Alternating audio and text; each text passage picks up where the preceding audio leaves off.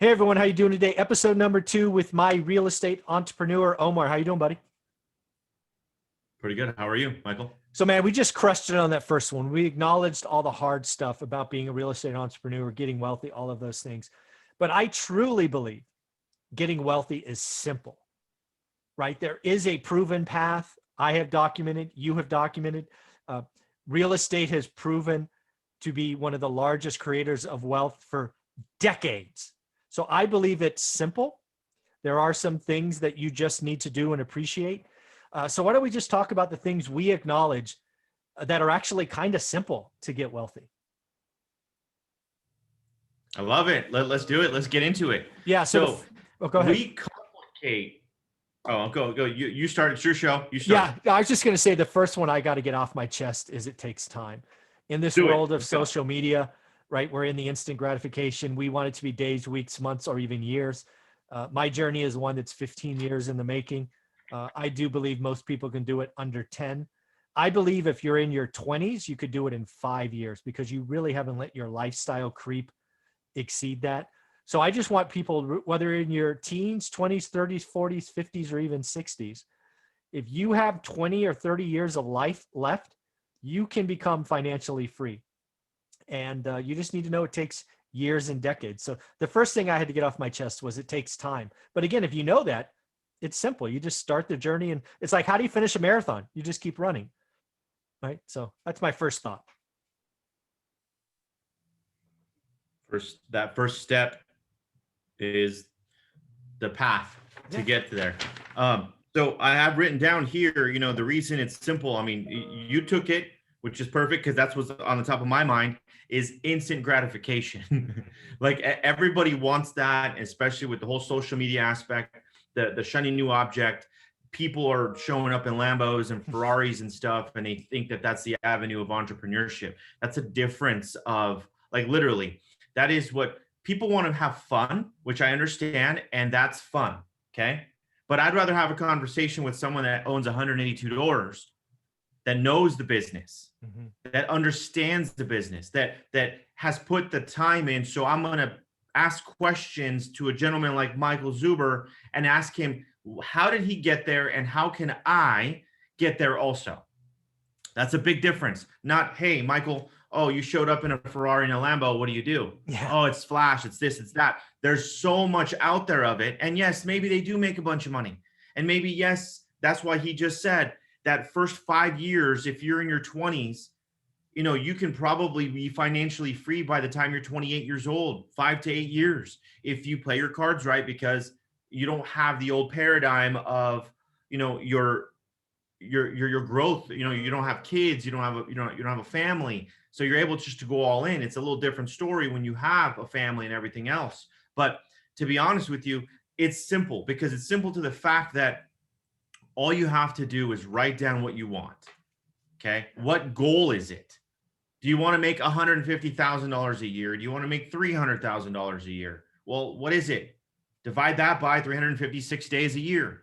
That gives you your first step. You got to make $500, I think $561 a day to make 200K. Like be clear with what you want to accomplish and then reverse engineer it and find out how. If you have a 9-to-5, great.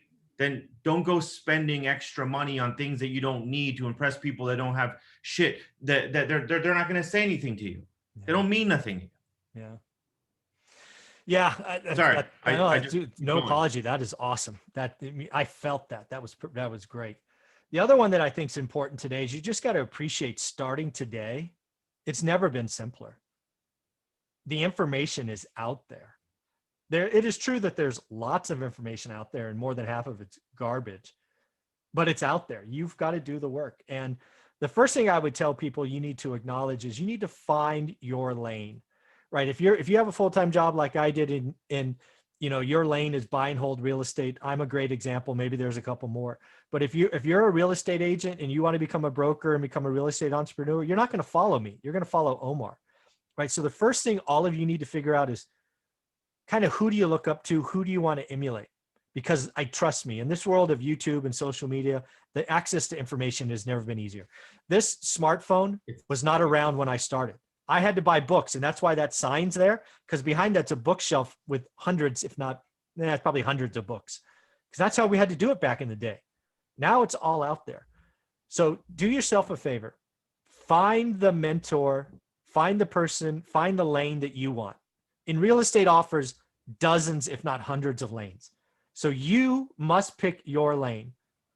And then what I suggest is you ignore every other lane for at least a year or two. Right? Go for it. Yeah. This is huge right here, guys. The lane aspect of it, like pick your lane, stay in it, put your blinders on, like everybody talks about. Hey, these blinders are here for a reason. Why? Because this person over here is doing so much better, or they at least show it on social media that they're that much more successful.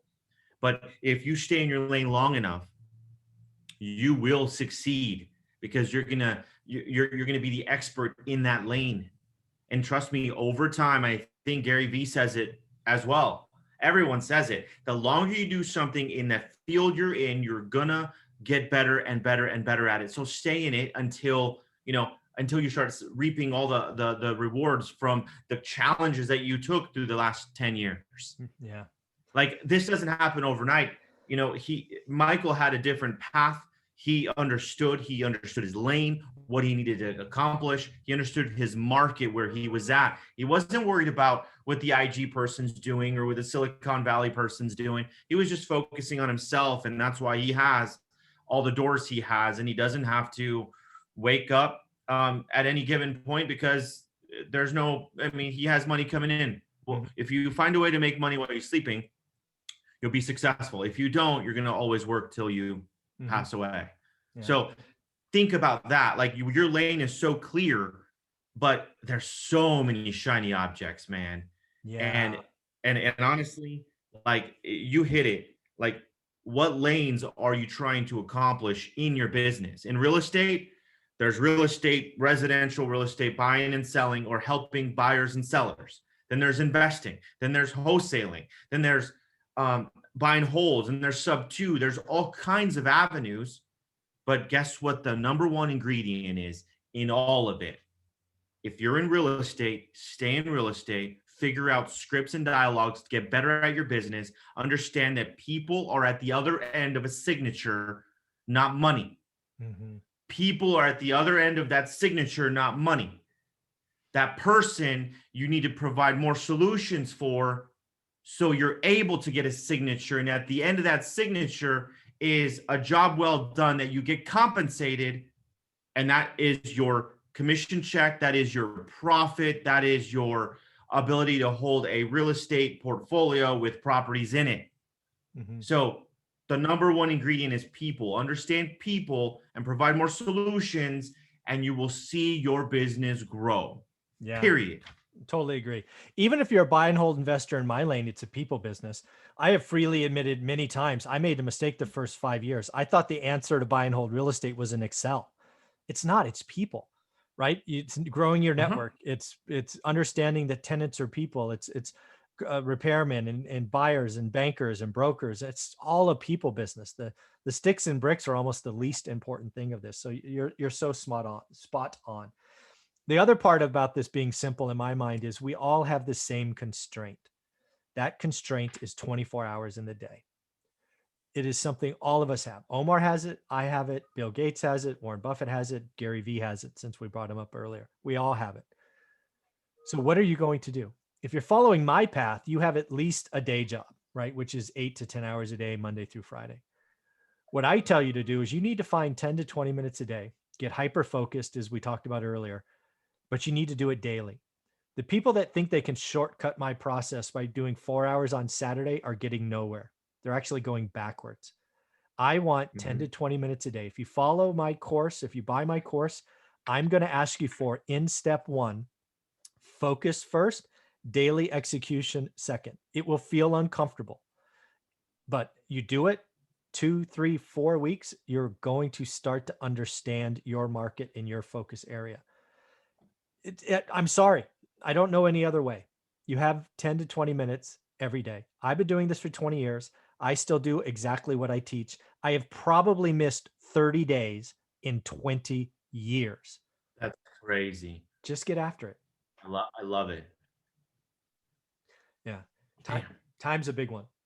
The other one we kind of talked earlier, I want to hit again. I called it the badge, related to my daughter in the Girl Scouts or Brownies or whatever it was sacrifice. You've got to live below your means. And you can't, the other one on that I want to talk about is you can't sacrifice momentum. What I always felt terrible about is, okay, Ooh. we're on this journey together. The first 2 years or 2 miles, if go back to episode 1 to see what we mean, it's all bumpy. You get through it. And now all you see is smooth sailing. There's not very many cars. The freeway's awesome. How many people have you known right at that time to go out and buy the new whip, buy that second car, increase the nut, and it actually pulls them backwards? Why are you stopping momentum right when you got escape velocity? What the hell? Oh, that's so big. I mean, I'll elaborate on it. That is so huge because you think that, okay, you made it. You think that it's all clear now. Oh, I went through all the challenges. Then everything settles in. You put yourself on cruise control. You stop doing the things that got you to where you got. And this is the one thing I will tell you. If you do things to like what you did to get here won't get you there. Remember that. What you got or what you've done to get to this clear path isn't going to get you to the next clear path. Okay.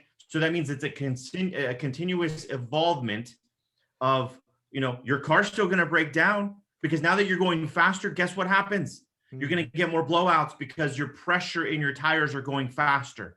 With no cars, no stop and going. Earlier, it was all about brakes. You have to replace your brakes because of all the shit, the shocks. Maybe you busted a tire because of potholes. Now you have a freeway that no one's around. Guess what? That's when more stuff happens. Yeah. And the penalty for missing is worse. Yeah. The penalty is worse, right? Exactly. You go in 100 miles an hour and you get a right tire blowout. Watch out. Exactly. And then you lose control. You have no steering, but that's the mentality of people. Like this is so spot on about that avenue, getting the new whip, getting your in or making more debt for yourself. Yeah. When you've already passed through that shit. Don't increase your lifestyle just yet. You're so close, right? You get on that smooth highway, you'll be to a point where you can do that, but not yet. That first year or two on the smooth highway, or first mile or two, to go back to that analogy, keep your head down because, you've just got there. Get just that much further, and then life just options turn up. And those options are what you want. You're going to want all those options down that road. Like, hey, I can do this now. I can do this now. Okay, I'll invest here. Still in your lane. Yeah. But you're still going. And now you have another lane that is increasing, which is another investment property. It rides appreciation, depreciation to write off while your income's growing. So now you have write-offs and you don't have to report everything to the IRS. Yes, that's what he means. Very cool. This is awesome, man. Well, hey, I look forward to episode number 3, where you and I step back and just acknowledge some of the wins and losses we've taken on our personal journeys. Because, some people need to realize that, it's both hard and simple. So we'll tell you some of our stories. Thanks, buddy. You're welcome. Thank you.